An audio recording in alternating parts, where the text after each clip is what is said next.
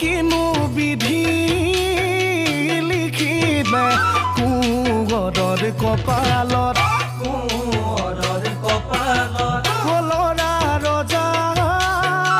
স্বৰ্গদেৱ নকৰিবা অংগক্ষত চাউ ডাঙৰে ভয়তে পলাই আছিল গদাধৰ কোনে নুই বচালে এনুৱা ঐ সংকট অচিনা বাটৰুৱাই